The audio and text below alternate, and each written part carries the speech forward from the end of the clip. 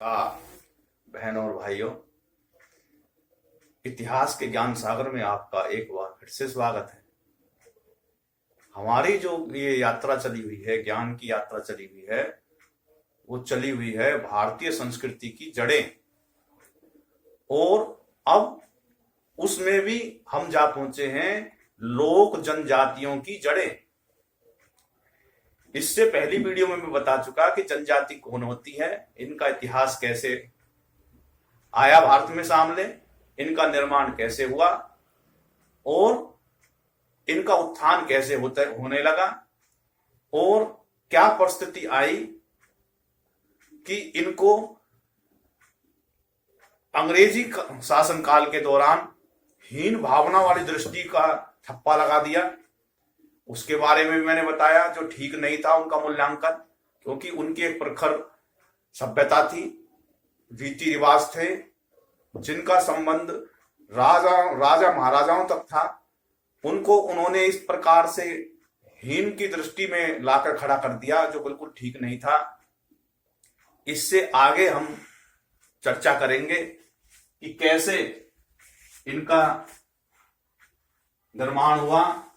और भारत में 2011 की जनगणना के अनुसार कुल 705 जनजातियां मिली। इनकी अगर संख्या की बातें करें तो 104 मिलियन बैठती हैं, जो ऑस्ट्रेलिया और यूके की जनसंख्या के से ज्यादा ही है। इतनी ज्यादा तादाद की संख्याओं को इस तरीके से मूल्यांकन करना उचित नहीं था।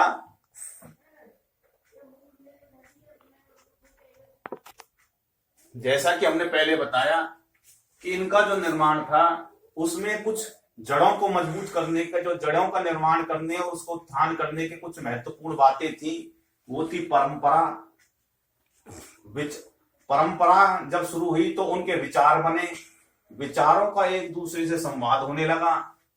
संवाद होने के बाद में और परंपराओं के आधार पे उनके देवताओं का निर्माण हुआ, देवताओं की मान्यता चली। एक उनकी फिर संकल्पनाएं बनने लगी और दंत कथाओं का भी निर्माण होने लगा। दंत कथा कहते हैं कोई बात बड़े बुजुर्गों से सुनते चले आ रहे हैं कि भाई ऐसे हुआ था, उसने ऐसे कहा।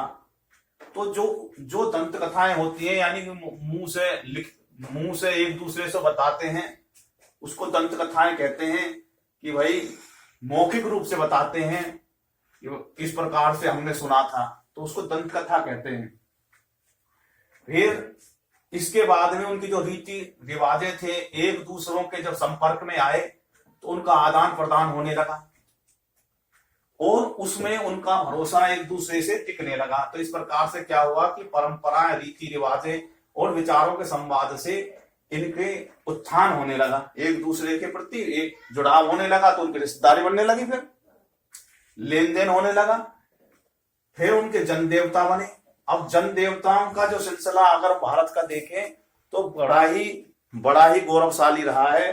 और उड़ीसा जो जनजाति राज्य है, उसमें जो भगवान जगन्नाथ जी हैं, जगन्नाथपुरी के जो देवे हैं, वे जन देवता हैं। और जनजातियों को उनके अपने कुल देवता के रूप में मानती है। वहां के जो जनजाति हैं वो इनको कुल देवता के रूप में मानती है, जगन्नाथ जी को। इसी प्रकार से तमिलनाडु में सबरीमाला जो मंदिर है, जिसपे काफी विवाद रखते हैं, वो भी वहां के जो लोग हैं उनको अपना कुल देवता मानते हैं। राजस्थान में जाहरवीर और तेजाजी और खाटू श्याम ये जन देवता हैं। टोंड जनजाति में जो है, जो तमिलनाडु में है, वो नीलगिरी पर्वत को ही अपना देवता मानती है। और उनकी पर्वत की तरफ कोई उंगली भी कर देता है तो उसको भी बुरा मानते हैं वो, क्योंकि वे मानते हैं कि इसकी चोटी पे देवता वास करते हैं और ये हमारे को जड़ी बूटी और हमारे जीवन की रक्षा करता है। इसी प्रकार से अरुणाचल प्रदेश में सूर्य और चंद्रमा के प्रतीक के रूप में वहां पे अपने कुल देवता बना रखे हैं। महाभारत के समय जो मध्य भारत है भारत का, उसमें खंडोवा जो है कुल देवता हुए हैं, वो भगवान शिव के रूप में माने जाते हैं उनको। इस प्रकार से इनके कुल देवताओं के बारे में बताया मैंने। अब कुल मिला के देखी जाए तो इनकी भी सांस्कृतिक जो जड़ें हैं वो भारतीय वैदिक और वेदों से, उपनिषदों के से जो चलती आ रही थी, जो परंपराएं चलती आ रही थी, उन्हीं से ही मेल खाती है। यानी कि इनकी जड़ भी वही है। जो भारतीय दर्शन में, हिंदू दर्शन में जो जड़ें हैं हमने बताई थी, उनकी जड़ें भी इसी प्रकार से थी। क्योंकि भारत का मूल, सांस्कृतिक मूल एक ही है, तो अलग कहां से हो जाएगा। विश्वास के आधार पर सब कुछ चलता है। जैसे जिससे विश्वास, भरोसा जुड़ता चला जाता है, उसी को वो देवता, भगवान की श्रेणी देते चले जाते हैं। तो इस प्रकार जनजातियों की जो परंपराओं का जो था, परंपराओं और मुख्य विचारधाराओं का निरंतर संपर्क होता रहा। दोनों ही दिशाओं में देवता और संकल्पनाओं, दंत कथाओं और रीति रिवाजों का भी आदान प्रदान उनका होता रहा। उदाहरण के लिए जो मैंने बताया, उड़ीसा के जगन्नाथ जो भगवान हैं, वो जनजातियों के देवता हैं, उनकी पूजा करते हैं। देवी और माताओं के रूप में स्थानों पे कोई पथवारी, हर गांव में आप देखते होंगे कि पथवारी होती हैं और उनको जो है पूजा होती है। उनको ही भी अपने कुल देवी मानते हैं गांव की। और पूरा गांव जाके उनको साल में भंडारे करते हैं, कहते हैं कि भाई हमारी देवी हैं। इस तरीके से जगह जगह ये लोग जो हैं देवता होते हैं। दूसरी ओर मैंने बताया कि अन्य जनजातियों में भी ऐसा ही है। महाभारत और रामायण के रूप में देखें तो उस समय में भी ऐसा ही था। और पूर्वोत्तर राज्यों में, तमिलनाडु में भी इस तरीके की बातें मिलती हैं। इस प्रकार जो परस्पर संपर्क था लंबे समय तक इस प्रकार से चलता रहा, उसमें सहजता आने लगी। इस प्रकार से जो लोक जनजाति हैं और हिंदू विश्वास में अनेक प्रकार की जो संकल्पनाएं थी, उदाहरण के तौर से जो तीनों जो हैं, यानी लोक जनजाति और हिंदू विश्वास जो था, उनमें तीनों में प्रकृति के तत्वों जैसे पेड़ पौधे, नदियां, पौधे, पहाड़, चट्टाने या कोई पवित्र स्थान, उसमें चेतना मानते थे कि भाई इसमें चेतना है, चैतन्य है ये, और ये हमारी बातें सुनता है और हमारी मनोकामनाओं को पूरा करता है। इस प्रकार से उनका विश्वास उसमें बढ़ता चला गया। जैसे उदाहरण के तौर से नीलगिरी का उदाहरण दें तो वहां की जो जनजाति है, टोंडा जनजाति, वो जो है उसको देवता के रूप में मानते थे।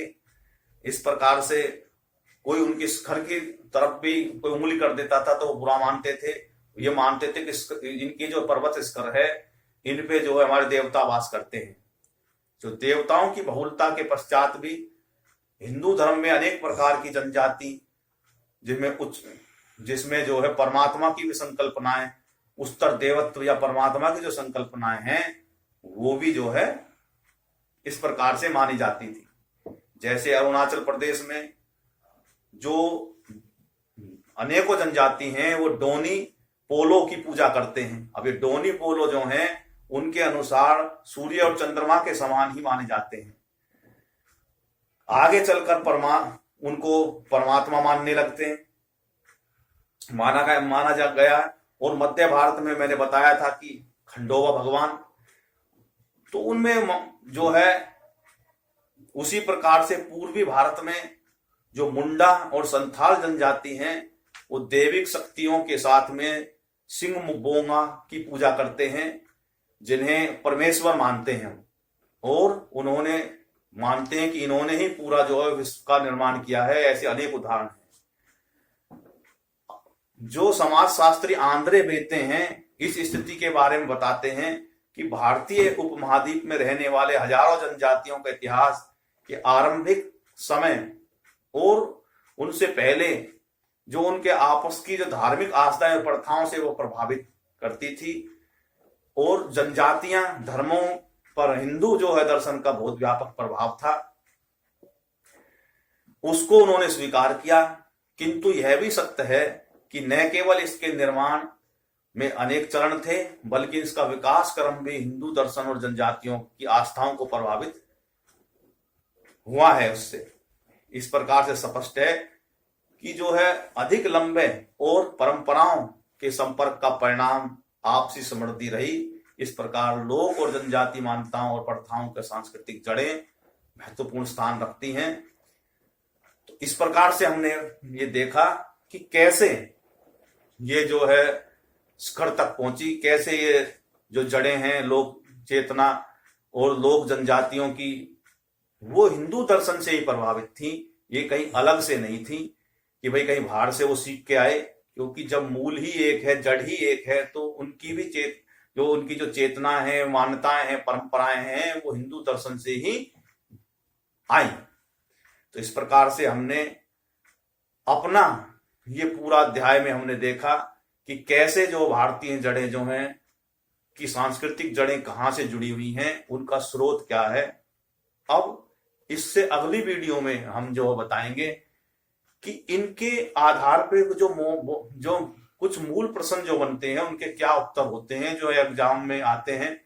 बड़े लेवल के एग्जाम में भी आते हैं, छोटे लेवल में भी आते हैं।